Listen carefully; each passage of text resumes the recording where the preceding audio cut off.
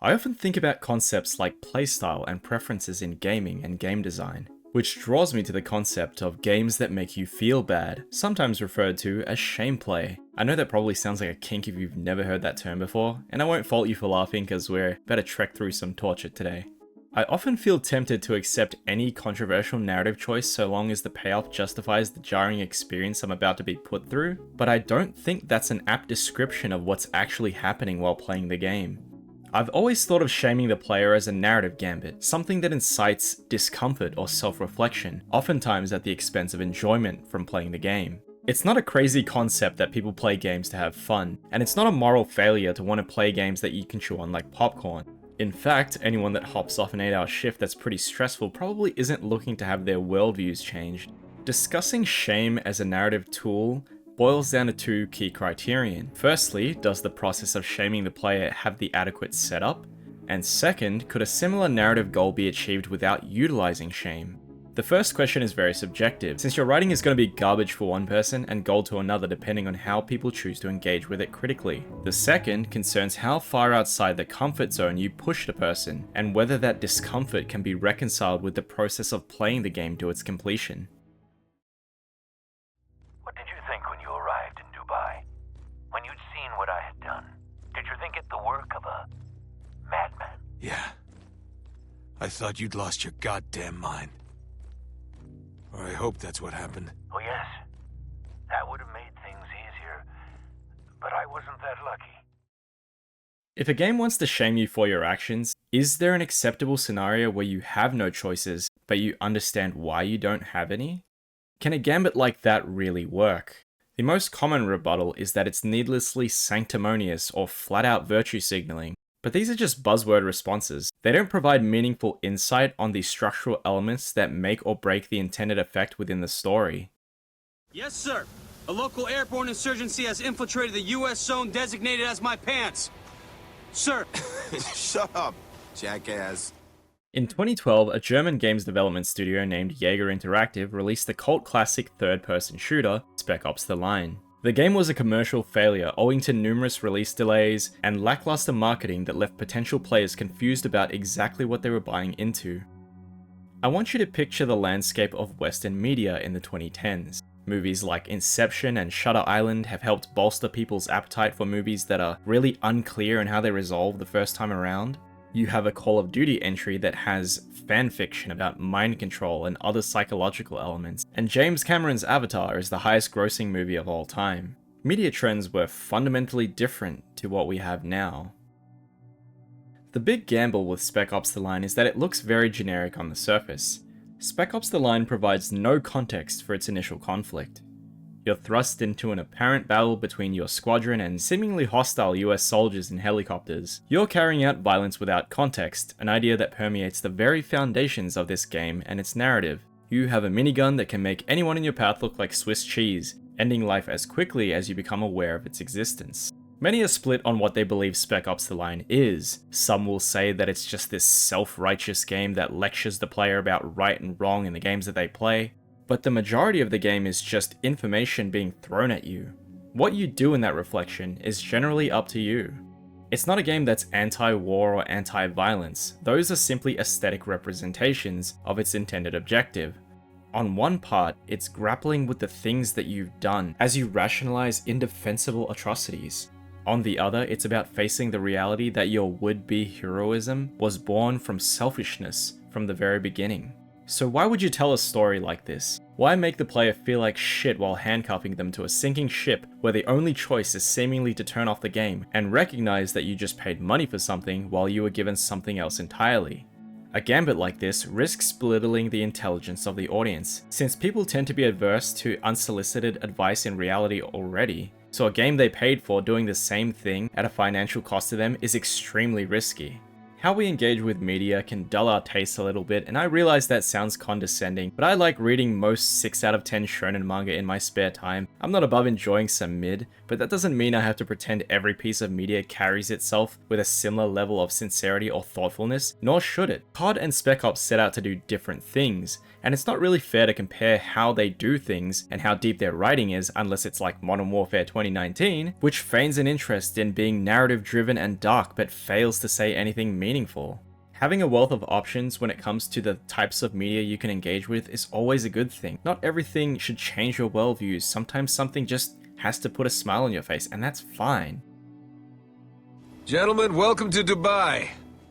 In Spec Ops The Line, you play as Captain Martin Walker, a military captain seeking contact with US military forces that have been MIA for 6 months after a civilian rescue mission has gone awry. Remember when the first storms hit Dubai? You're probably all safe and sound at home watching TV. Well, Conrad was leading the damn 33rd out of Afghanistan. Instead of coming home, he volunteered his entire battalion to help with the evac. But all you did was send a check. While Walker is praising Conrad an immense amount, you might have noticed that he addressed the public, which includes you as the player. In most games we're controlling the character, and we're playing as them, but the story in Spec Ops The Line is primarily about seeing Walker's psyche and its gradual deterioration. The chain of command begins with Walker as the captain, Adams as the lieutenant, and Lugo as the sergeant. They talk to one another in a professional way during combat, but out of combat, they laugh and joke about the absurdity of the things that they're running into. There's a sense of camaraderie that exists between these men, but your gut feeling tells you it's going to be stripped away by the destructive yet amoral force of nature that has kept so many US troops and civilians from escaping Dubai. The most interesting thing about Spec Ops The Line is that it's primarily a mystery game that just happens to have a lot of killing in it. Simply pull the trigger and the game advances. This is the essence of the game, and it's well aware of that fact given that your squad mates comment on that. We have our orders. Locate survivors, leave the city immediately. Radio command from outside the storm wall. You send in the cavalry, you go home. You don't know where Conrad is. You don't know why some Americans are hostile while others are trying to help you kill those Americans. There are so many questions that make no sense to you, both as the player and Delta Squadron, who have next to zero context on the atrocities that have been committed in Dubai. Violence without context. That is the essence of our journey. My name is Captain Martin Walker. We're looking for survivors. Why? So you can kill us too? Yo, this could go south real fast, Walker. Oh, shit. Any ideas? See that bus over there?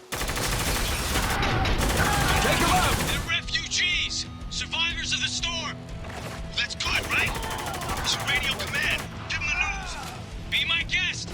I'm sure they'll stop shooting so you can make a phone call.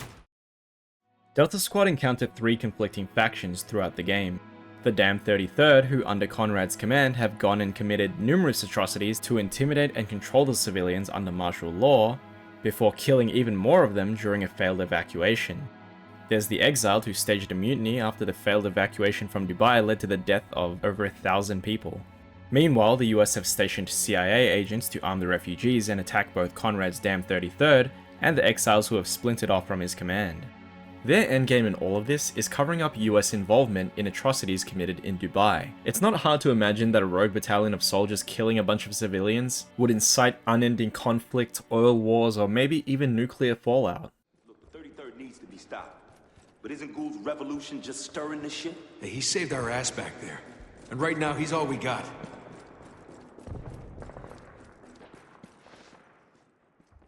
Okay, Gould's right there and I got a clean shot. You open fire now, the civilians are dead. Does that mean nothing to you?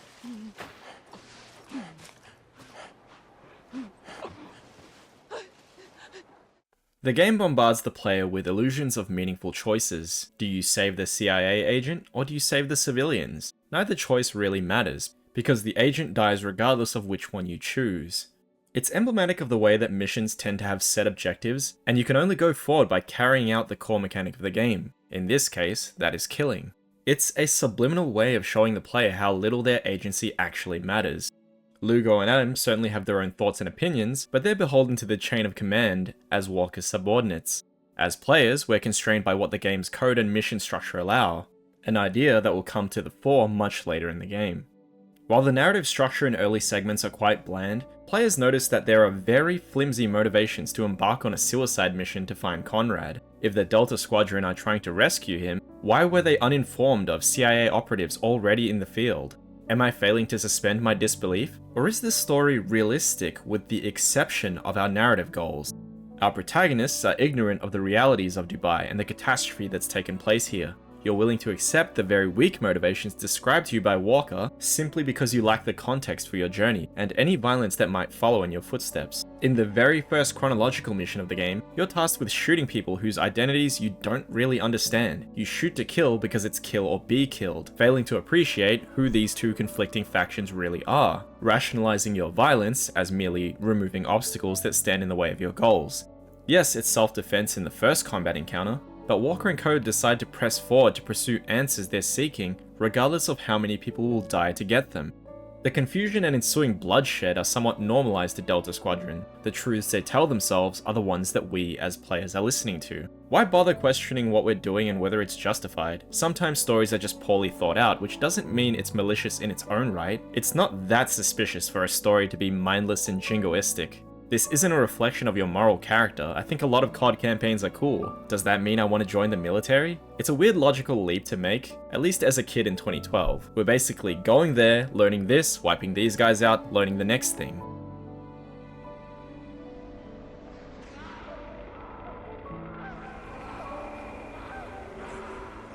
Spec Ops' most controversial scene takes place when the squad arrives at the gate, an armed checkpoint guarded by the damn 33rd. You're fucking kidding, right? That's white phosphorus. Yeah, I know what it is. You've seen what this shit does. You know we We can't might not have a use it. choice, Lugo. There's always a choice. No, there's really not. It's easy enough to see that Adams is quick to agree and Lugo is quick to challenge Walker. This isn't some contrived conflict put in the game to instill guilt in the player. It's a reflection of the fact that your squad mates highlight the discrepancy between your gameplay objectives and your narrative goals, a phenomenon we tend to refer to as ludonarrative dissonance. Why on earth would a recon mission require so much killing? Lugo isn't necessarily the voice of reason, nor is he the author's opinion. He's a wedge that tells the player that Walker's rationalization of their actions throughout the story don't really match up to the carnage that follow every leg of their journey. But who cares about all of that? Let's bomb some traitors, right? Adams is quick to agree because he believes that Walker's orders will move you forward to your objectives efficiently. Your conscience and your desire to efficiently overcome your obstacles are at odds. Despite that, Adams and Lugo get along, even if they disagree from time to time. The dissonance between the writing and the gameplay is questionable, but not jarring enough to matter. Walker goes into an interface to drop bombs on grayscale thermal targets through a screen, which is a heavily depersonalized way of killing. Unlike the act of pulling the trigger, which we've embraced throughout the game, we're comfortably taking lives without witnessing the cause and effect through an experience that tethers us to the act of killing. Yes, as players, you press a button and people die. That's a causal relationship. But as Walker pulls the trigger, he smells the gun discharge. The vibrations reverberate throughout his body, his heightened emotional state floods his body with adrenaline. None of this happens when you're killing through a screen. There's a metaphorical and physical distance between Walker and the people he kills. Why? You brought this on yourself. We were helping. What? Oh no.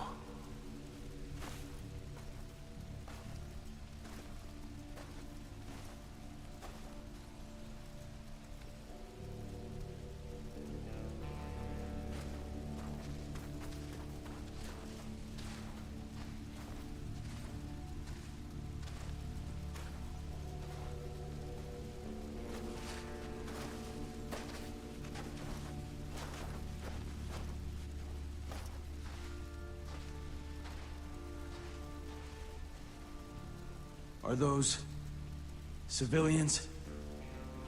Where'd they come from? There's no camp here. They took him from the nest. That hotel back at the storm wall? No, those can't be the civvies that got kidnapped.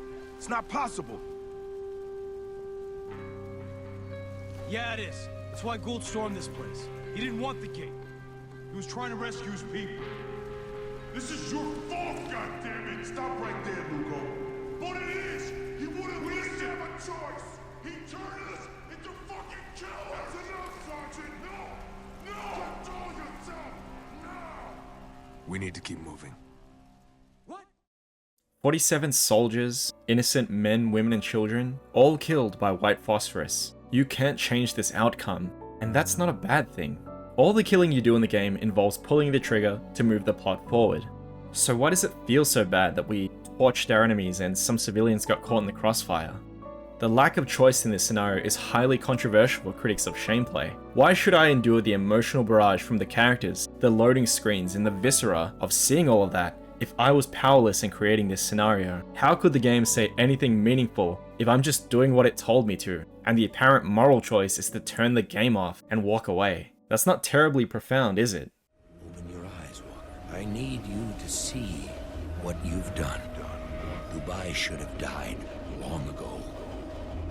We were ordered to abandon these people. Instead, we chose damnation. Not all of us. What? Who's there? One of your victims. One who was just following orders. The journey we've embarked on isn't really about us as the players or our deep-seated evils or something like that. While it's crazy that war games are relatively normalized, I'd wager most people agree that playing games like Arma 3 or Call of Duty don't secretly make us want to be soldiers. We just think that the games are fun. Similarly, Spec Ops isn't about holding up a mirror and saying, hey, you're immoral for buying this game. Now I'm going to torture you emotionally, even if it seems like that. The game incites reflection about what you think games should be, how games should be written, and how gameplay objectives should ground and give context to the things that you do in games. To claim that it wants every game to be this narrative-driven psychological thriller that deconstructs aspects of a genre like itself is a disingenuous critique. Spec Ops doesn't think that it's better than other games. The writers like those games that it's supposedly critiquing. The game unfortunately serves as a very good aesthetic critique of war games, even though it doesn't want to be one.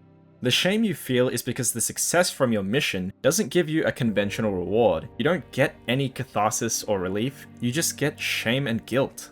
You're lambasted by your squad mates and you empathize with Walker because you control him, but the game isn't speaking at you. You're a passenger on his journey with no more control than Lugo or Adams. This helplessness to do otherwise, that desire to be good or become a hero, turns that awkward spark of shame into a sobering experience of reflection.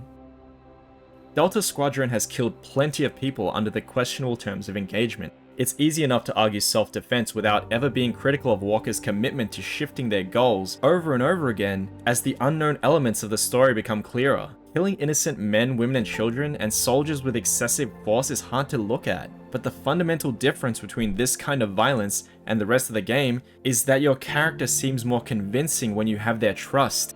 You don't have that same trust for the character anymore, because Lugo warned him about how destructive this weapon would be, which is why he's the most vocally distressed. He didn't want to kill all these people, and now their blood is on his hands.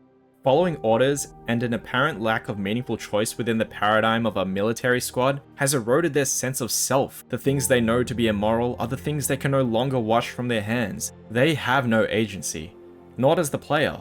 All three of you, Lugo, Adams, and the audience, you're at the mercy of his orders. You can't argue self-defense. Walker fired first in an engagement that he believed had one possible solution, despite Lugo's warning. All of this is made worse by the fact that Conrad isn't even alive. He's been dead for the entirety of the story, having taken his own life after he was unable to face the atrocities he committed. He was disgraced before withdrawing from Afghanistan. And helping the civilians in Dubai wasn't about moral goodness. It was about restoring his name to the reputation he believed it deserved. He was never a hero, and Walker believes in an ideal soldier that never existed. Our entire journey is about chasing ghosts, justifying our violence as self-defense moment to moment. Your subordinates follow because they have to adhere to the laws of the military. Conrad has to be responsible in order to give meaning to the atrocity we've created. So Walker blames a dead man for everything, up until the end of the game.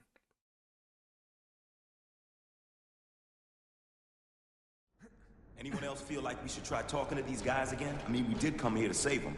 Man, we are way past that point. These people don't want to talk, they're out for blood. Lugo's right. Best we can do is get out of here and find the 33rd, before these people tear them apart. Okay, shoot first, questions later. Got it. We find Conrad, he'll answer our questions. Fuck you. Dubai would be at peace if you hadn't stirred up the locals. Got him killing soldiers again. Did you really think we weren't gonna fight back? We hoped you would. The CIA doesn't start when it can't finish. Hiding behind civilians? Not the manliest of tactics. That's normal for the CIA. Yeah, but killing US soldiers isn't. If we're gonna sort this out, we need to find John Conrad. How's that help? You just said the 33rd were rogue. Conrad wouldn't abandon his duty. The 33rd may be hostile, but I guarantee the Colonel isn't part of it. How can you be sure? Because I know the man. Now get that open. Not a problem. My op, Captain, is to get that damn water and cripple the whole damn 33rd. You really think water's the key? We're in the desert, kid. Water's the key to everything.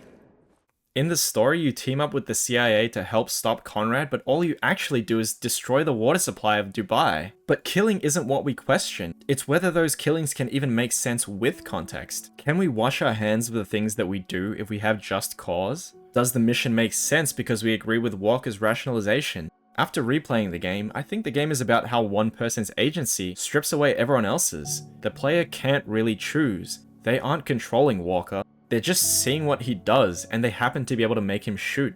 To explore Walker's downfall, your choices shouldn't have meaning, because the entire game is built upon illusions. The villain you blame, Conrad's heroism, and Walker's belief that he could become a hero. They are unmaking Delta Squadron. This atrocity has to happen. It's so deeply uncomfortable that it unmakes what the player thinks the game is. Are they being judged? Why is Delta Squadron distraught while Walker rushes to his next gunfight? Lugo. Help. There were over 5,000 people alive in Dubai the day before you arrived. How many are alive today, I wonder? Ladies and gentlemen, I'm afraid I have bad news. No way to shoot it. It blew up the fucking water. That's right. Your water. It's gone. Look, if people find out what he did, the whole region will declare war on us. And we'll lose. Now the world will never know. You're insane. It's funny. Gould said the same thing. Just do me a favor, huh? Don't let me burn.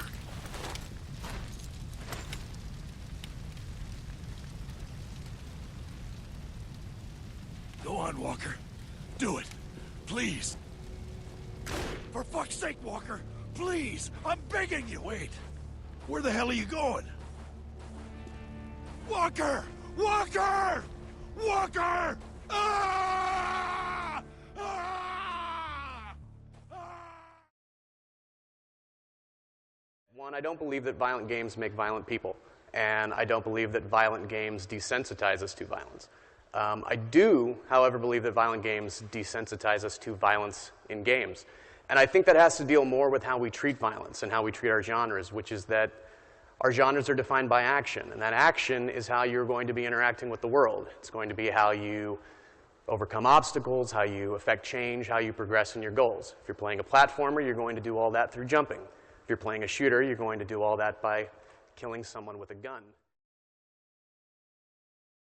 Despite what many detractors say about the game, these are the ideas that one of the lead writers, Walt Williams, accounted for when he was developing the game. The game is built around the idea of the illusion of causality, which refers to the narrative progressing through the use of violence moment to moment, as opposed to explaining violence from start to finish, with some blanket reason. Oh, I got shot at, better defend myself, which then creates more armed conflict, which creates more self-defense, which then creates more conflict, and that repeats infinitely. The moment you touch down in Dubai, all the way until the credits, you simply fight because you're thrust into self-defense situations that will keep happening so long as there is a game left to play. Williams acknowledges that your character can never become more righteous than the core mechanic allows, and the game forces you to kill, so you never become disengaged from the violence in the game. The violence isn't justified by their mission, it's justified by the imminent danger in each conflict. This is the very essence of embracing ludonarrative dissonance to veil the underlying commentary of the story up until the white phosphorus scene. Your objectives continually shift, and those shifts draw out more and more engagements with the 33rd. Even if you kill the 33rd who have committed countless atrocities against the refugees of Dubai, you don't really improve the material conditions in which they live under. You destroy the water supply because the CIA wants to kill everyone. Every time you try to do good, you victimize more and more people. The damn 33rd are ruthless tyrants, make no mistake. But everything you do makes things worse. Can you simply kill enough villains until all the refugees are saved? Do the ends justify the means? The discrepancy between gameplay and narrative manifests in the erosion of their moral character. Walker begins the game as this consummate professional who tells jokes with the boys but locks it in when it's time to fight. But by the time Lugo dies, he's an unrepentant, delusional killing machine, and Adams is right there with him. Talk to us, Lugo. Get the fuck! Just stay the fuck away from me! Get back! Lugo, you still there? Back! Lugo!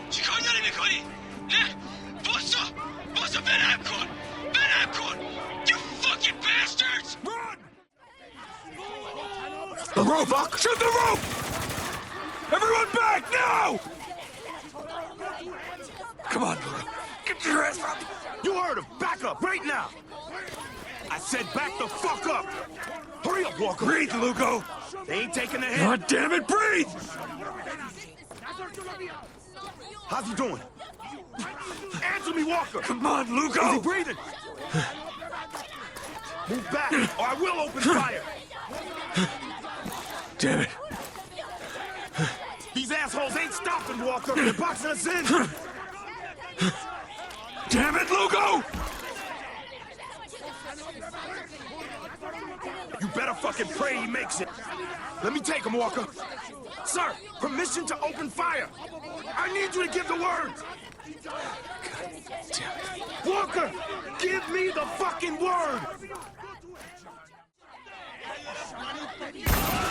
Take him down. Yes, sir!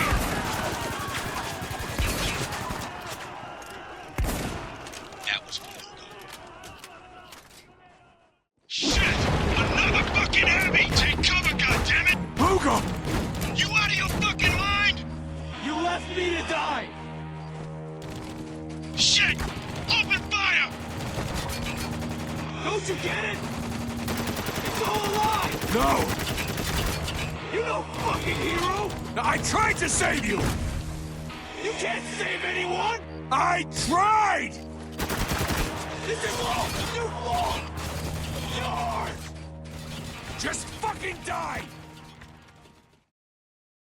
There is no doing right, there is no heroism, there is no saving people. All we can do is push forward, drive ourselves with rage and retribution. And that violence has no context. It's as catastrophic as the storm that keeps them all trapped within Dubai. Walker's desire to punish Conrad is the only thing keeping him alive. He's coping with his sins in the most maladaptive way possible, but we've known since the beginning of the game that he needed to be a hero, believing that one moment in the past where Conrad saved his life was the true picture of who he was, unknowingly chasing after a ghost of a man who would kill countless people under martial law, and even more during the failed evacuation. These people killed Lugo to protect Conrad, but I killed them to protect myself. At least that's what I'm telling myself today. Walker's delusions pervade every part of the story. There's even a monument indicating that Adams and Lugo are dead as you play the game. Is Walker dead the entire time? Is it a coma story? Is this purgatory? The answer to that question doesn't even matter. Even the enemies shift their attitudes towards Delta Squad, initially thinking of them as benign threats, and becoming terrified of their destructive force by the end of the game.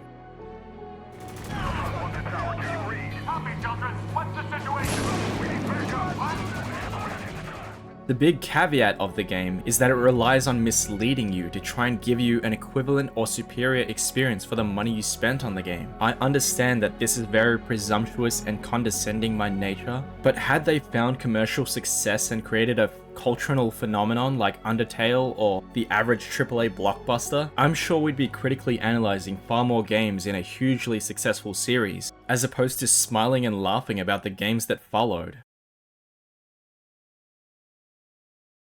The game utilizes so many meaningless choices where you can choose to shoot your gun one way or the other, partially to give you time to stop and reflect, but also to ground the world lore in the player's mind. The illusion of choice isn't really about how you lack agency while playing Spec Ops. It's about adding depth to the world without saying, hey, you fucked up for choosing that option. Yes, I realize the white phosphorus scene is one time the game does judge you for what you do, but for the remainder, Delta Squad are willing to do just about anything. They've tread so far past the line that all that should happen now is letting the player judge themselves. A civilian self-defense. The soldier on the left was sent to apprehend him, which he did, killing the man's family in the process. 5 innocent people are dead because these 2 animals couldn't control themselves. I get it. We're meant to choose. Choose what? Let's get out of here. Lugo's right. We need to get as far away from this as possible. The entirety of this essay is about shame, so you're probably wondering why I rarely use the word shame to describe the game itself. And that's pretty simple, honestly. I don't think this game should be reduced to shameplay, because I don't agree with the underlying thesis that some sanctimonious lecture is the bulk of the narrative here. The stretch after the white phosphorus scene isn't centered around shaming the player and going on some rant about how war is wrong, killing is bad, and playing COD makes you some jingoistic gamer with zero self-awareness. I don't fully understand why people say that about the story, because the vast majority of the dialogue is about deteriorating will to live, the dissolution of each character's moral sensibilities, and their sense of self being damaged by their PTSD, making peace with the fact that good intentions created atrocity. It's asking you to be the judge, not judging you for something you can't control. Shame incites reflection, it doesn't box you into some predetermined conclusion, which is why judgment is the final pillar holding up the illusion of causality. Conrad deserves to die, you know that. And what do we deserve? I think we both know the answer to that. Williams defines 2 types of judgment in the game. Silent judgment is when the player can do something optional, where there are no witnesses and the player isn't punished. Walker doesn't say anything, the squaddies don't know you did it, and the only judgment is how you felt about carrying out that action.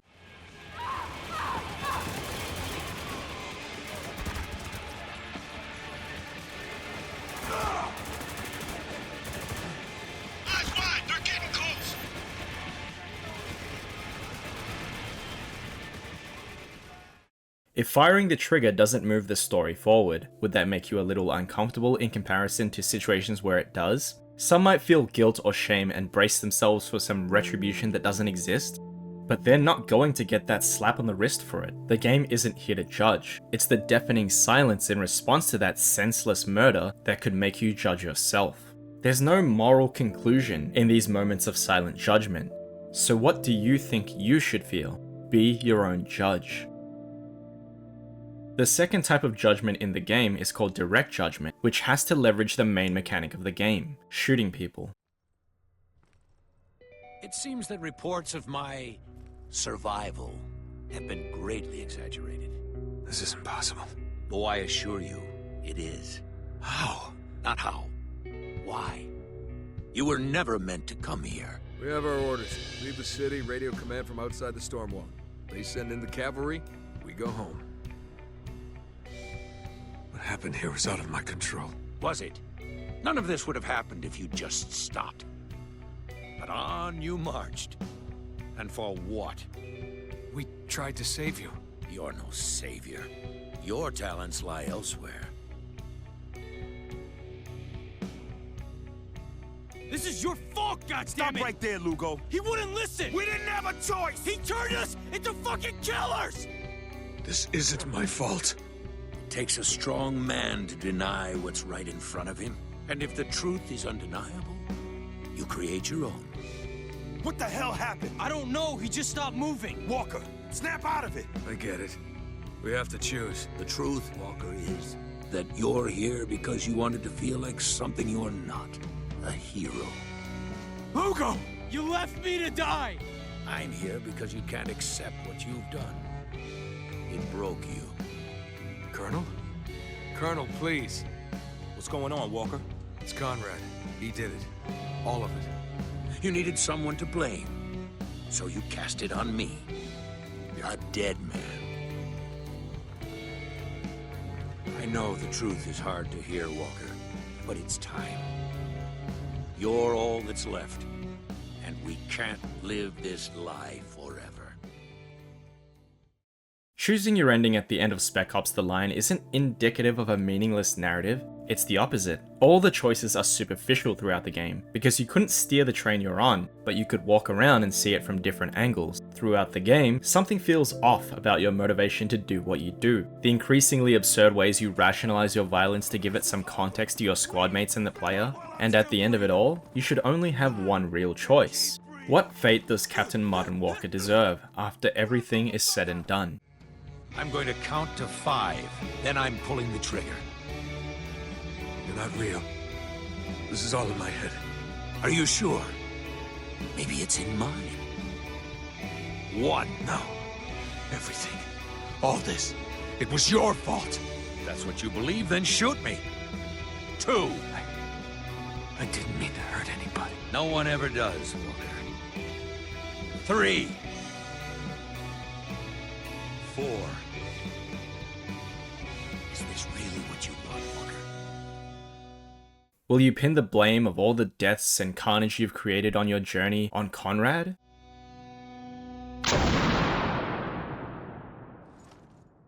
It takes a strong man to deny what's in front of it. Stronger than you were. Whatever you say, Walker. No matter what happens next, don't be too hard on yourself.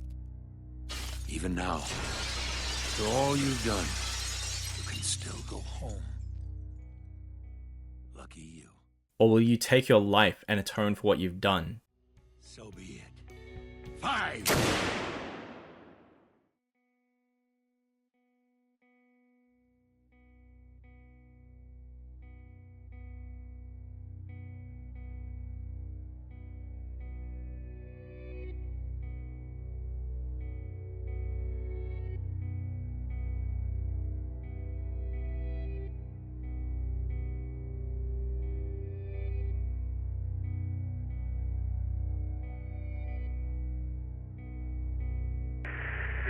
Colonel John Conrad, United States Army. Evacuation of Dubai ended in complete failure. Death toll, too many.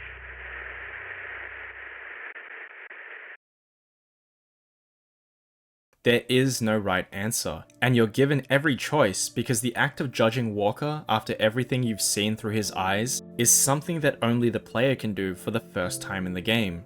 The player has agency over a character who gave Delta Squad, the 33rd and all the refugees, and the audience none. Why is it like that? Why build up all of this to sentencing Captain Martin Walker? It's because you want closure. Games need closure, so it's there, no matter how unfulfilling, meaningless, or depressing it is.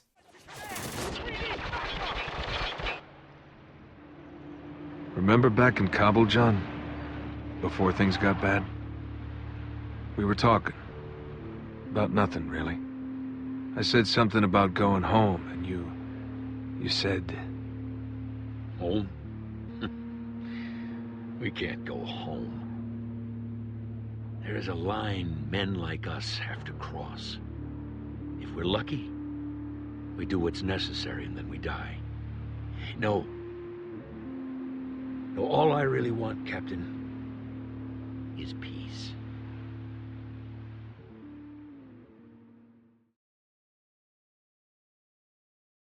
This game is so much more than just one scene being trauma porn. It's not this savior of gaming that bashes that thing you like, nor does it try to be. The game yearns to make something memorable and different. A desire that's kind of funny when you consider that Jaeger has never made another narrative-driven game, owing to the commercial failure of this game. It's not a statement on how games ought to be, or how you're an awful person for dropping 20 kills on COD. It's a question about how the shame and judgment give you enough pause to reconsider what you think about the game and what you want from gaming. Even though you're berated by other characters and loading screens mock you for your actions, how you feel about the journey is something that only the player understands about themselves. How do I feel about this game? Is it even justified in its presentation? Should more games be like this? And is this game even suggesting that most games are shallow, or are those ideas I'm projecting onto it? The characters despise Walker, the loading screens are confronting, and they color the events in one light. But how do you feel about it? If the story really felt that it was smarter than you, it would tell you what to think. You have meaningless choices for the entire game, but you're going to arrive at the one choice you're allowed to have a say in. The confusing act of making sense of what Spec Ops represents is a puzzle worth trying to solve. The authors have their own ideas about games writing, meaningful gameplay, the context of violence, and how they wanted to make games. But once the credits roll, we have to ask ourselves the very meta question of what we personally want from a game. Maybe we hate it and think, wow, that was really pretentious, and while I understand the symbolic elements, it's far better on paper than in practice. Maybe you like the narrative elements, but you think the gameplay sacrifices way too much for the experience to be accessible.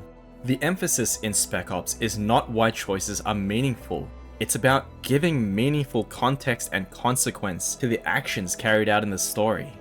The characters become traumatized, their bonds deteriorate, and the nonsensical basis of the mission turns these Spec Ops soldiers into unchained avatars of rage with nothing to live for. Walker, over here. We've got to save these civilians. It's over! We have you surrounded! Lay down your weapons! Fuck you! Just shoot me!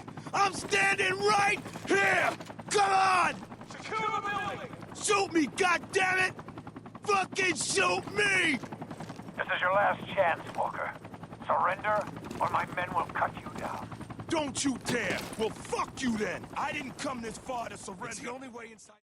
There's no possibility of returning home with their minds intact. The entire game you're just on rails doing whatever the mission demands of you, but your final mission is to administer judgment to Walker in a very ironic fashion. You're being tasked with weighing up the meaning of justice for a guy that's ensured the deaths of thousands, let alone his closest friends. Did bombing non-combatants with white phosphorus make him a hero? Did helping the CIA destroy the water supply save the refugees? Nothing you did made any sense. But that's a truth that Walker refuses to face. The lack of a canon ending lends itself to this idea that you have to choose something, and that requires a modicum of self-reflection. Do I punish Walker for his countless atrocities? Is killing him the bare minimum? Should he take his life? What if I make Walker deny what he's done? Should he be allowed to go home safely? Or should he kill his would-be saviors? If you're thinking that these don't seem like material forms of closure, you're right. The part of Captain Martin Walker that he lost with everything he had done made the end he faces irrelevant. His brothers are riddled with lead. Every single civilian is going to be dead. And his dream of heroism and the hero he looked up to, they're gone. Maybe it's just what you want to see happen. Maybe you'd think it'd be funny if he denied his atrocities. Maybe you don't care what happens, so you'll opt for the first thing presented to you. This final choice isn't about us as players. It doesn't spell out a morality or any aspects of who we are and what we think. Sometimes a choice is just a choice. And if the consequences don't matter, does the choice mean anything at all? Everything that happened to Delta Squadron was meaningless. Walker didn't become a hero, Delta Squadron is down to just him, and they simply believed, for a time, that they were doing the right thing. And now everyone is dead, regardless of their own actions and morality. They didn't get to choose because Walker chose for them. This game isn't about how you're a horrible person for playing violent video games, and that assertion is so meaningless. The writers themselves have never claimed this game was anti-violence or anti-war either. This whole thing isn't about why you should agree with me about Spec Ops. It's about seeing the game through the lens of someone who also got tricked into buying it, and I found a really cool and experimental narrative on the other side. It's not about making you hate war shooters and war games. It's interrogating the very basis of engaging with games, games writing, and game mechanics. Even if you come out of this game hating it, thinking it's very contrived and very fake deep, at least you're one game closer to understanding the kind of games you're looking for. It's very funny that people accuse this game of telling you what to think, but the Radio Man and Conrad have mocked you for the entire game, and it's not any different now that the loading screens do it. I think it all boils down to the fact that I enjoy the meta-narrative questions of the game. I don't think that it's pretentious or that it thinks that it's smarter than me as the audience. It's asking me to stop and think for myself. It's not telling me to think this or that. It's easy enough for me to say that a lot of people just don't understand, but I don't think that they're doing this out of malice. I think we live in times where people want to have an opinion on everything even though they don't need to, and they talk about a game parroting talking points from other people without engaging with the text, and I understand that that's not the biggest sin in the world, but I can't give you the definitive answer on what this game is, only what I got out of it. I played it once as a kid, and once as an adult, and honestly, it aged pretty well.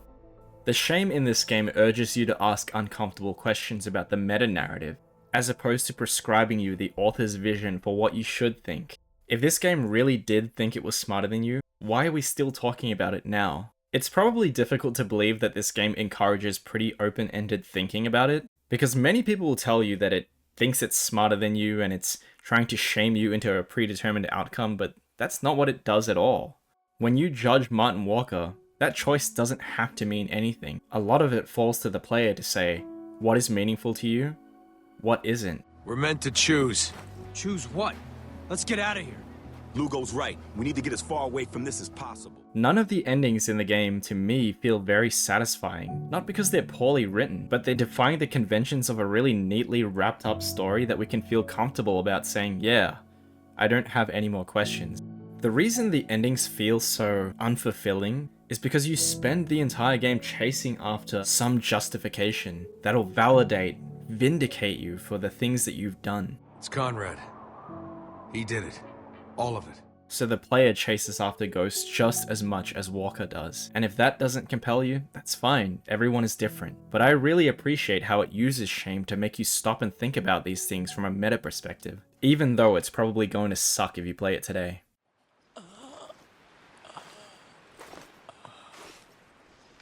Falcon 1, this is command. Do you copy? We heard shots. Is everything okay? Sergeant Roberts, what is going on? Gentlemen, welcome to Dubai. We drove through this whole city to find you. We saw things. You don't mind me asking, what was it like? How'd you survive all this? Who said I did?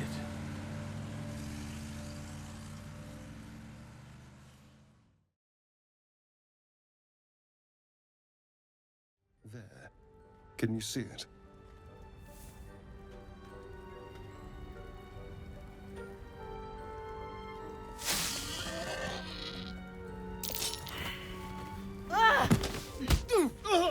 You son of a... My name's Astarion. I was in Baldur's Gate when those beasts snatched me. I was ready to go this alone, but maybe sticking with the herd isn't such a bad idea. And you seem like a useful person to know. Baldur's Gate 3 is the perfect example of a game that shames you for doing specific things, but it's far less controversial because you actually have a choice. You would think that giving players choice alleviates the problems of a game shaming you for playing it, but people are split on whether it's good that the game makes you feel bad in certain scenarios. I feel like I spent a lot of time trying to reassure you that Spec Ops doesn't belittle your intelligence, and I think the combative stance that some people take with the text can stem from the fact that they feel discomforted by the text without actually having narrative elements that are inconsistent with the writing and the systems of the game itself. Baldur's Gate 3 is a role-playing game, so naturally there are going to be times where you get into interpersonal conflict that is both realistic and deeply uncomfortable. In those situations, I don't think there's a good reason to be overly critical of the fact that the game makes you feel bad for doing specific things, given that it's adding realistic role-playing, without the challenging elements being gratuitous or excessive. A senior narrative designer at Larian named Baudelaire Welch commented, in an informal conversation on Discord, mind you, that pursuing the bad ending where Astarion becomes the vampire ascendant reduces the relationship you have with him down to a kink or a form of gratification, and it reflects the failure to think of him as more than a sex object. They go on to add that endings like that are meant to make the player reflect on how they failed to see the character beyond their own fantasies, and that the game was more realistic than they expected it to be. There's a lot to unpack here, so let's begin with the obvious part, that this is not the official stance of the collective writing team, but there is something valuable in what they're saying about his endings. Some people are really upset about this really informal commentary being genuine slander about the players who choose to do evil routes and things like that. But their frustration is something we can learn from when it comes to how we collectively engage with games writing. Astarion starts out the game as an escaped vampire spawn who was enslaved for almost 200 years. He gives off this air of flamboyance and whimsy that's very endearing, but beneath the veil of his wit is a lot of trauma. If you only think about Astarion as a sexy vampire that can bite your neck to turn you into a vampire, then you might ignore the nuances of his writing. It's more likely that you recognize the nuances but wish to pursue the dynamic nonetheless, and that says nothing of your moral character in reality. It goes without saying that you're not a horrible person if you like erotic art of Astarion or something. He's not real, and being a little self-indulgent in a harmless scenario is not really a net negative. The point is that trying to pursue a fantasy surrounding Astarion without accounting for his own needs will upset him throughout the journey you have alongside him, even if you intend to romance him. The idea of objectifying Astarion is not some excessive take on how you should navigate your relationship with the character, nor is it implying that how you treat characters in a game reflects on your actual ethics in reality. However, it is something that pervades every character's personal quest. When you're presented with the choice of making Astarion bite a drow in exchange for a special elixir that helps you on your journey, you are shown that he's clearly uncomfortable, but you can still coerce him into agreeing with the situation, even though he explicitly does not consent. I won't bite. Oh, I'd prefer if you did. I assume he belongs to you? I'm sure he really believes that. How utterly adorable. Do you have a name, Spawn? Astarion, but hold on. Good. Now, Astarion. I've dreamt of being bitten by a vampire since I was a young girl. I'm sorry, you want to be bitten? To feel your life's blood slipping away. To dance on the edge between life and death. Yes, I want it. I'm sorry, but could you excuse us a moment? Are you actually asking me to do this? Trading me for some potion? Fine, I'll do it. While you might weigh up the stat boost against the slight hit to his attitude towards your character, it actually goes beyond that, presenting a dialogue between the two of you where he expresses his discomfort at being used for your own benefit, explicitly reprimanding you for subjecting him to a really dehumanizing experience in spite of the knowledge that he was a vampire slave. He draws up his boundaries for you, but you can choose to completely ignore them for your own ends. 200 years, using my body to lure pretty things back for my master. What I wanted, how I felt about what I was doing, it never mattered. Throwing your body at someone becomes second nature. And I just did it again. I didn't expect myself to feel anything. I forced myself to bite her. I'm so used to my body being used as a tool to get what someone else wants. But I'm free now. I've seduced people who repulsed me more times than I can count. It should have been just another moment of disgust for greater reward. And you pushed me. We shouldn't be involved with each other anymore. I'll sleep alone. In some kind of ironic twist, the handsome, sexy, and beloved vampire isn't some insanely horny and assertive guy plucked out of a young adult novel. He's just someone that wants to be treated with dignity, which is why he is forced to retread his trauma when you ignore that about him despite the game spelling it out in plain terms for you that he's not really okay with what you're asking of him. CRPGs are well equipped to handle shaming the player, because the shame they experience imparts learning opportunities for the player to see how different characters feel about different things. It's not just, oh yeah, next time I begin a save I'm gonna do this differently. It applies to every interaction from then on, because they become more focused on actually preventing these uncomfortable exchanges that we, the player, have full control of. I want to thank you for what you said. Whilst I was in front of that vile drow, you could have asked me to do the same, to throw myself at her. What I wanted be damned, but you didn't. And I'm grateful. It would have been so easy to bite her, to just go along with what I was being told to do. A moment of disgust to force myself through, and then I could have carried on just like before. You made me see that I never stopped thinking like I was his slave, even in freedom. But I'm more than that. More than a thing to be used. Did I feel like an asshole for using Astarion to bolster my stats? Absolutely, but I roll with bad consequences in these games more often than not, so I chose to reconcile with him and try to make amends for what I put him through. And that is how the writers and developers use shame to teach you about the importance of considering their aspirations and boundaries through the gameplay and narrative.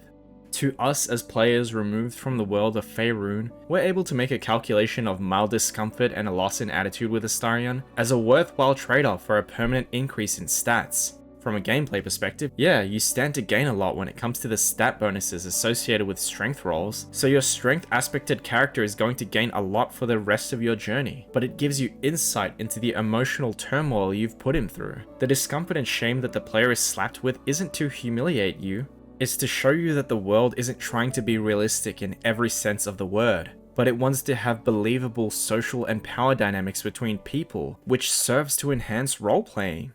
I suppose it has felt different with you. I suppose if this is what you want, then I shall provide.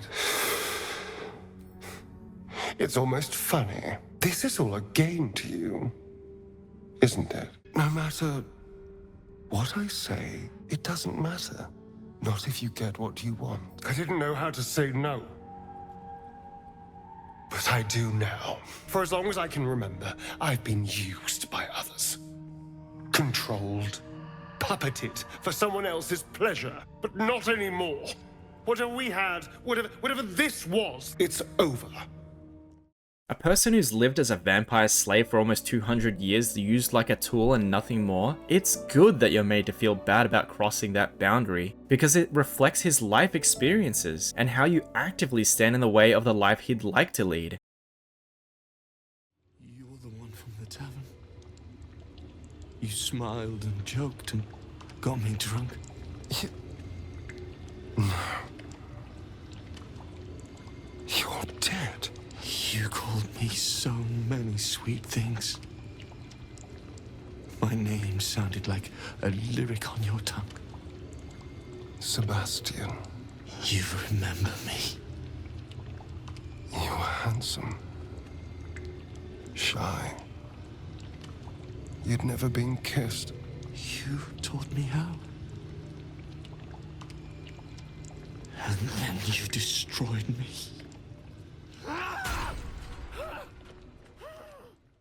Cazador's palace isn't just the stage for Astarion's revenge. It's a narrative crossroads where he must choose the kind of life that he'd like to lead. He stands face to face with numerous people that he and his siblings have victimized. Being turned into a vampire spawn was not something he wanted for his life, and that extends to all of the people that are going to die in the ritual. It's clear that Astarion is not proud of what he's done, and his outward selfishness when he talks about the people that are imprisoned here is a selfish way of explaining away his responsibility to do the right thing. It's easy to say, no, they're all screwed, despite spending your journey together choosing to be good, even if he's a little bit selfish. On one hand, you can argue that he's pursuing his agency, and most of the vampires are damned anyway because they're just going to go out and victimize more and more innocent people by finding food. We're just stemming the bleeding by sacrificing 7,000 people to free one person. It's kind of a utilitarian question if you go purely by the numbers, so I'm not going to do that. Let's look at how it reflects upon Astarion as a character instead. Think about the companion you've come to know throughout the game. You know that he cares about having his boundaries respected, and he wants to be free as a person again. Throughout the story, you raise his attitude by doing things that benefit him personally, even if they seem morally questionable, like refusing to help the gnome slaves in the Underdark. This doesn't imply that he thinks that slavery is good, it's more that it impedes his aspiration. It might seem selfish, but he's lacked power and agency his entire life. He's spent his entire life serving his master, doing things like seducing and capturing people all against his will. It's difficult for him to form relationships that are healthy with other people, whether that's just being his friend or maybe something more. Naturally, he's going to be pretty selfish, which is compounded by the hunger he constantly feels as a vampire spawn. Who stands before us? Is this truly our prodigal son? Do not slouch before me, boy. Have you no respect for yourself? Look at you, crawling back after abandoning your family. You should be begging our forgiveness. Forgiveness? You've never forgiven anything. Every mistake, every slip was punished. I strove for perfection in all things, even those as imperfect as you. A pity you amounted to so little, despite my efforts. No! No. Fuck you. And fuck everything you've ever done to me! Did I not bless you with our immortal gift? Did I not make you what you are? You son of a bitch. You are weak, my child. You are a small, pathetic little boy who never amounted to anything. It's easy enough to say that because he's traumatized that we can explain away some of his actions, but we can see that he's constantly struggling to be good. Being traumatized is not a get out of jail for free card in any narrative, because it isn't in reality either. That's ridiculous. He's going to do things that are selfish and maybe put others at risk, but subconsciously he sees himself as a monster, almost creating a self-fulfilling prophecy, which is why he's so obsessed with power. You know that Astarion is curious about the Mind Flayer powers because he's been powerless his entire life. He doesn't particularly enjoy being seen as a monster. There's a deep irony in how he wants to be powerful so that he can't be re-traumatized or victimized ever again. The idea of having unequal power is alluring because if he sabotages the ritual, he becomes a more deserving and more righteous vampire ascendant than his abuser in Cazador. Not only would he be free because Cazador is weaker or dead, but no person would be strong enough to harm him. To have power in his mind is to be free. He believes that he was victimized by Cazador because he wasn't strong enough to avoid it, which is something that he knows is a logical fallacy. I believe that his abuse and subjugation under Cazador influences his fascination with power, unknowingly making his pursuit of freedom a road that will make him into the person that he hates the most. In his journey with you, he makes jokes, he's witty, he's trusting, he's free to act on his whims. He doesn't fully understand it, but he's made valuable friendships despite his rush to return to Baldur's Gate. Allowing Astarion to become the Vampire Ascendant entails sacrificing a lot of innocent people, as if they aren't also victims of his abuse and his whims. Cazador doesn't value life the same way that you or I might. Allowing Astarion to convince himself that this is what he needs incentivizes him to dehumanize a lot of innocent people, so the moment you enable him to pursue this endeavor, even though he will net some benefit from it, his character twists into this abomination that will never see you as his equal, one that has effectively cast out his empathy and compassion, which are traits that he's shown you throughout your journey together. This is the fundamental definition of character regression. Yeah, it's cool and kind of sexy, but it's also his worst possible outcome.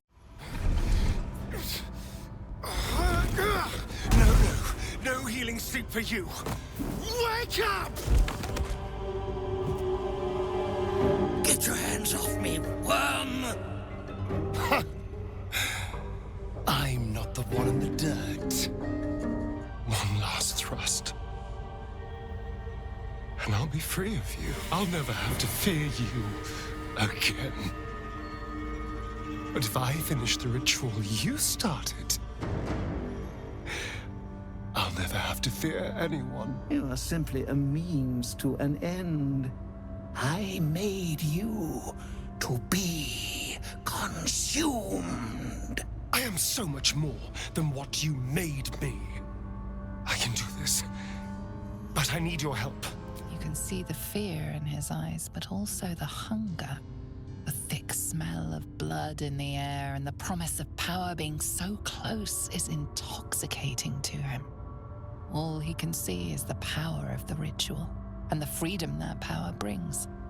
The freedom to do anything, to be anything.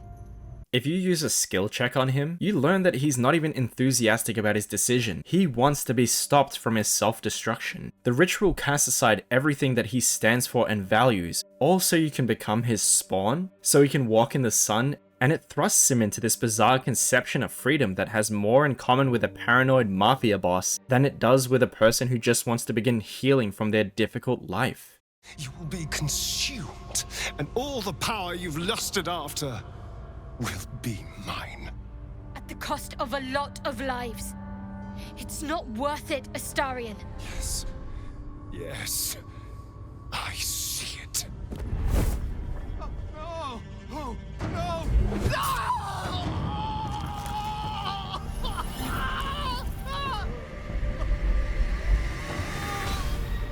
Ecce Dominus.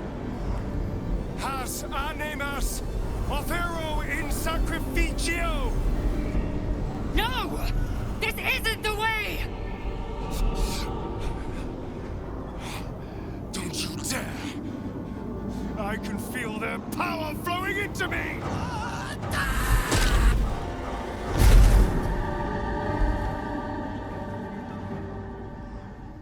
You are resigning Astarion to what he was nurtured into by an uncaring and abusive master. Those aren't his real aspirations that help him make sense of his role in the world and why he lacked agency in it. Shame isn't about telling the player, hey, you should have done this. It's about grounding those consequences in a meaningful fashion, even if it feels like shit. So you debase yourself enough to become a vampire spawn, something that Astarion detests, putting aside the fact that your character is fetishizing the thing that destroyed his life? It's unlikely that he'll ever let you become a full vampire either. That trust and compassion that he had as your companion, that's gone and replaced with paranoia and megalomania. I am the greatest vampire to ever walk this land. Even the pale knight would have knelt before me. I can hear it at last. See it at last. How all the lowly creatures of this plane are begging to serve. Scurrying footpads in their safe houses. Rats below our feet in their filthy holes.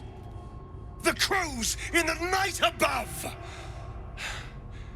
They will obey. The world will stir in fear. We saw this exact narrative design in Spec Ops, and we're seeing it again in a CRPG that actually lets you avoid doing those things. If Astarion doesn't give a shit about you violating his boundaries to get a strength upgrade, that's uncharacteristic to his writing. If he's able to become the Vampire Ascendant and his personality stays the same, he would be lacking in self-awareness in a way that is deeply inconsistent with his own storyline. Urging Astarion to give up on being the Vampire Ascendant falls more in line with his actual aspirations as a person. Yes, he coveted power because he feared being controlled and stepped on like a doormat again, but achieving that independence would have cost him the kindness and compassion he always held. You're right. I can be better than them. But I'm not above enjoying this.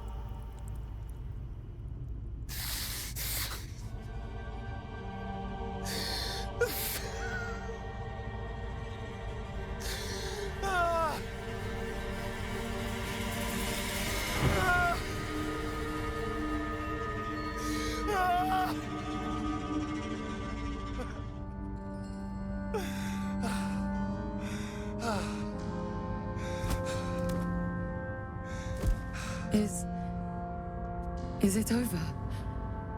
Is he...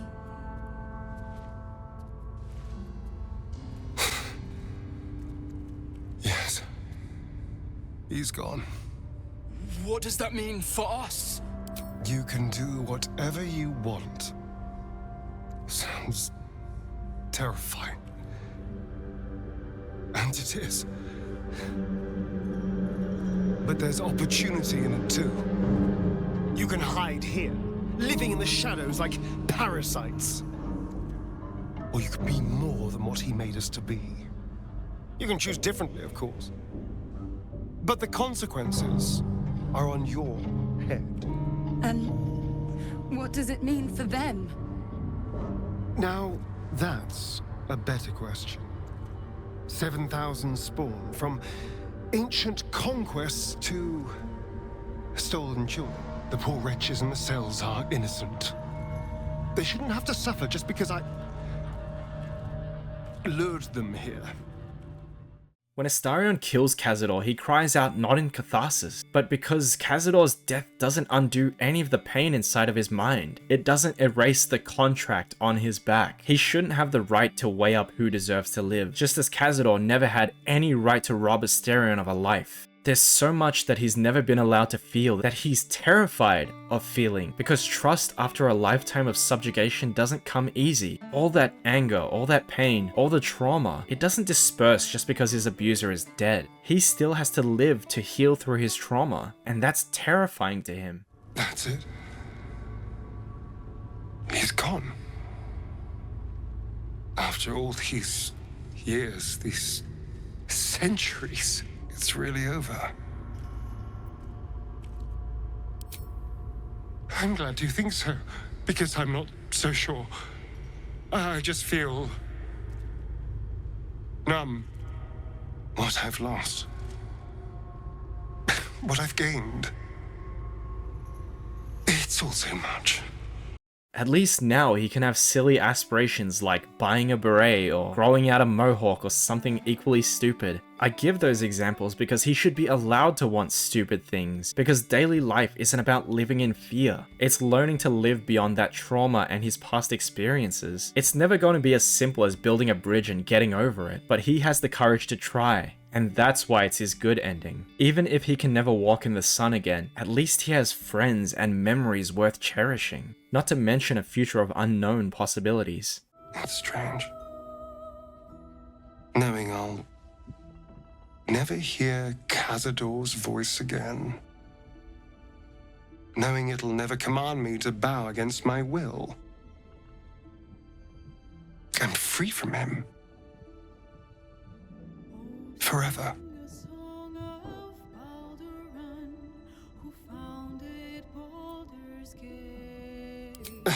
You're not wrong. Cazador left his mark on me in more ways than one. For a moment, I wanted to be just like him. I came so close to losing everything back there.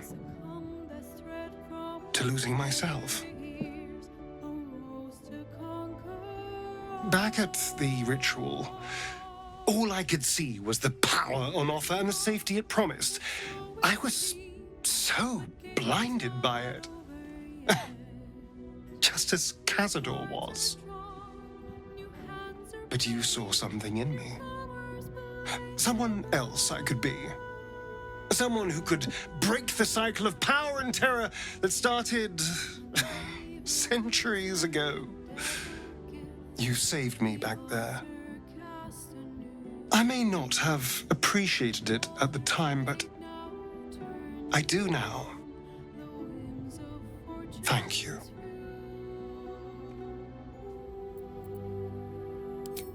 You did more than that. You believed in me. Believed I was enough. Just the way I am. When I look at my future, anything and everything feels possible now.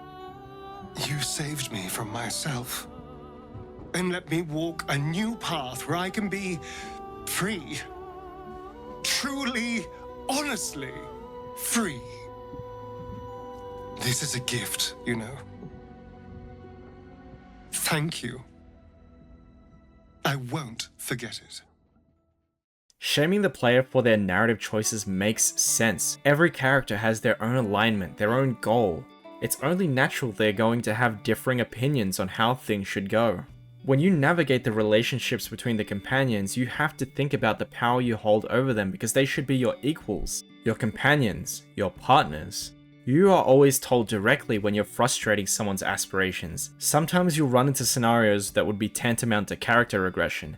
But in most of those cases, you're shown a shift in demeanor owing to the stifling of that character's development as a person, which you play a heavy hand in. There's a level of cognitive dissonance to want to have good role-playing while expecting the game to coddle you, simply because you only want to feel good things. I think people feel discomforted by the notion that a narrative designer is saying out loud what is extremely obvious in the actual game design. If you enable people to walk down a road that is tantamount to self-harm, naturally they regress as people, and maybe in time, they come to hate you. The shame that the game throws at the player is about opportunities lost, boundaries crossed, and pushing people down paths of self-destruction. It's understandable that some people feel way too judged by this type of gameplay, but having realistic and nuanced responses to social interaction and dynamics in a largely fantasy world is a boon, not a guilt trip. Being a vampire is novel to us in reality, but Astarion as a character doesn't feel pride in being one. There's a disconnect between our desires as players and his aspirations as a character. This discrepancy is explored through his journey because you see so much of his guilt and shame written on his face, and you feel doses of that yourself when you make him relive all of that trauma. When consequences actually matter in a non-linear story, it makes perfect sense that you're confronted with grueling interpersonal conflicts. That shame is a teacher, an indicator that something you've done created an awful outcome. You have a choice. You just made one that went against the priorities of someone you care about. And that's perfect for the role-playing genre. Shame is not an intrinsically bad emotion to explore, and hinging arguments about shameplay specifically on player agency is very presumptuous. Games like Undertale, Lisa, and a host of other indie games do make the player feel bad in situations where they have a choice, and people still hate that. They feel disengaged when they think the story is lecturing them on their choices, even though they're simply reaping what they sowed without it being terribly overbearing. I think some people are just very averse to a narrative panning out in a way that they personally disagree with, so there's definitely room to engage with this discussion in bad faith and act like that isn't the case. In Spec Ops The Line, we're made to feel a jolt to our systems. It's not tantamount to waking up and finding out that life isn't real, or to give you some world-shattering revelation. It's more about leveraging that fourth wall to say something about writing and video games that was quite uncomfortable for the time it's released in. Whenever you try to do anything that's terribly ambitious, you always run that risk of belittling your audience. But getting stuck on that means you'll never do anything adventurous. In modern gaming, it would be insanely corny to turn a generic-looking shooter into a psychological and deeply narrative-driven game over halfway through, and expect everyone to just accept that as is. Because people engage with media on very different terms. It's a gambit from over a decade ago and it's divisive to this day, but the fact that we still talk about it means that we got an interesting conversation started, even if you think the game fails in what it sets out to do. With Baldur's Gate 3, the way the game shames you doesn't go outside of the game to assert that you're a bad person, or that you should feel taken out of the role-playing aspect of the game. Shame is just one of many responses to your interpersonal decisions. Every character has their own aspirations. Inevitably, you're gonna do things that piss off some characters while you're commended by others. It seems obvious that people on completely opposite ends of the alignment chart are going to have different opinions.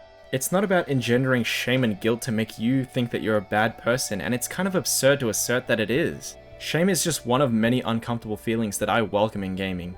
Utilizing it is not inherently good or bad, but these two games I discussed use shame to ground consequences, to make you stop and think about what you do. Where one gives you no choice, it explains that lack of choice through its narrative structure. The other does give you agency, and people still feel confronted by characters responding in the way that they do. It's no secret that the average person plays games to feel good. You're not obligated to get some crazy deep narrative where it's completely unwarranted. I just think that shame is contained within a subset of uncomfortable emotions that evoke a very strong reaction from consumers. It's not this boogeyman that we should cast out with its every iteration. It's just one place you can guide your audience to teach them something that you think they need to know in a very confronting fashion. Like Spec Ops The Line and its crazy gambit, anything we write isn't guaranteed glory. But the fact that games narrative is still using shame to teach gamers over a decade on from its release is a great thing in my books. We're not brain-dead audiences with no self-awareness, so we don't need to take an inch of shame in a narrative and run a mile with it. If it doesn't hit, just keep it moving. There's always going to be good media to discover, whether it has a happy ending or leaves you feeling like shit. One wants to make you think about gaming as a medium, and the other gives you hints about role-playing within its game world through negative reinforcement. Shame is just another emotion we experience as we navigate life. Failure is awful, but we learn from taking L's. How is the presence of shame in gaming any different from that? I can't guarantee that things will always be written in ways that I enjoy, but the fact that I'm willing to venture out there and try weird shit is just an extension of my passion for the medium. I'm glad that games can expose us to an array of different emotions, and not every story has to be all smiles and laughs. If the passion and execution is apparent, I'll be there, no matter what. I've been Meatman. I'm consistently battling confusing takes I see on the internet, and I'll see you in a few weeks from now for the Halloween special on horror media. Join the Discord below, and I hope you had fun with this one. Let's get the discussion going down in the comments. See you next time.